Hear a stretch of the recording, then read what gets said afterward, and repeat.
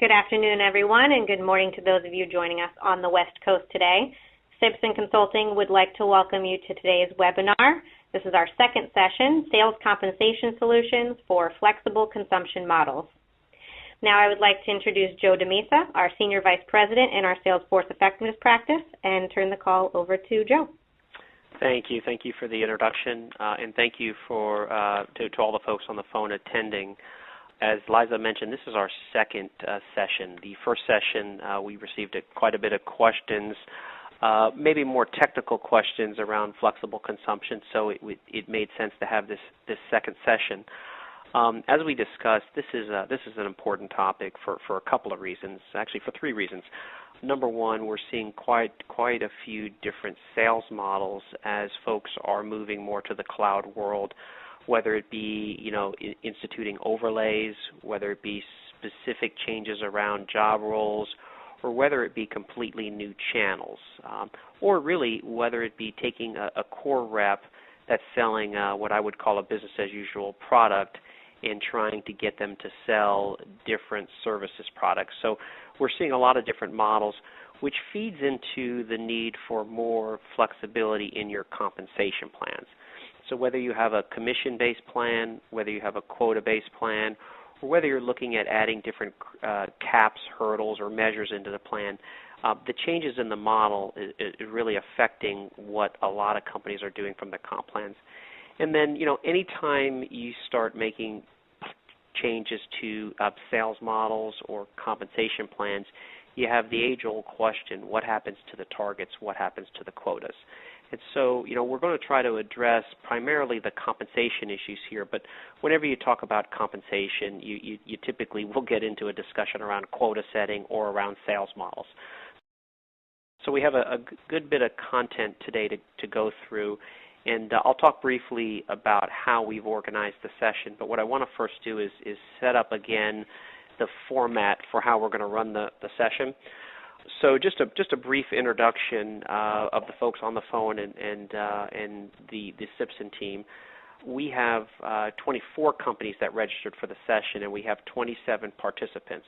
So we have a pretty good snapshot of companies. If you look at the list of the folks that are on the phone, you have you run the gamut between technology companies, hardware companies, software companies, telecom companies, semiconductor companies, but we also have a couple of financial services companies and a couple of pharmaceutical companies on the phone. So we've got a nice mix.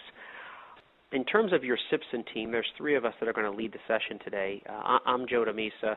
I run the Salesforce Effectiveness Practice for our firm. I've been doing this for about 10 years, particularly at Simpson, but I have another 10 years outside of Simpson. I also have two of my peers, Sheila McCarthy and Paul DeCosta, on the phone. So just a review. So what we're trying to do is create an interactive community. So we would like to do less presenting of materials and more answering of questions and having a dialogue. And I realize it's not possible to have a verbal dialogue via a webinar, but we've got the screen set up here where you can ask questions as we go through the content. Really, you're the driver of these sessions. We need active participation. We'll provide some expertise and facilitation. But also, if there are other topics or other areas around compensation, it doesn't necessarily have to be cloud. We can put those on the agenda to maybe touch on today or in subsequent sessions. But as we mentioned, this session is a second session. So it is a session that came about from our first session that I thought was well attended, and we had a lot of participation. And so what we've done is we've set up a grouping of 4 questions that we're going to run through. And they're really a combination of the questions that came in via the session that we might not have been able to go deep on, and additional questions that came in as we were planning this one. And I'll pull those up in a second. But before I do, I wanted to just review one quick slide with you here. This is the basis for the session last time. We spoke a little bit about some of the four areas that you need to focus on when you're looking at cloud compensation models or flexible consumption models. The first one is performance targets.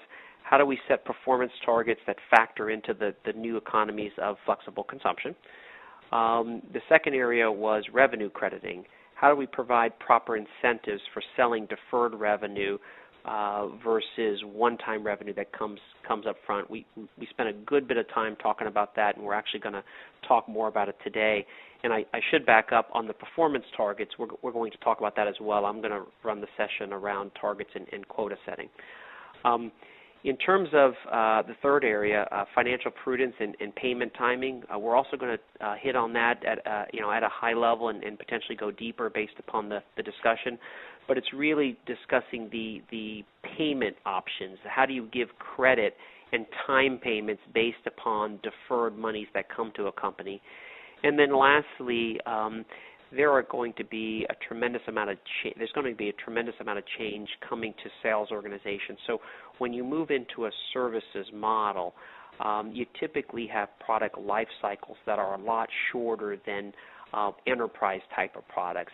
And so you have to have flexibility in how you develop your compensation plans, how you set up your sales process, how you run your sales channels. And so we touched upon that last time, and we may get into it a little bit this time as well.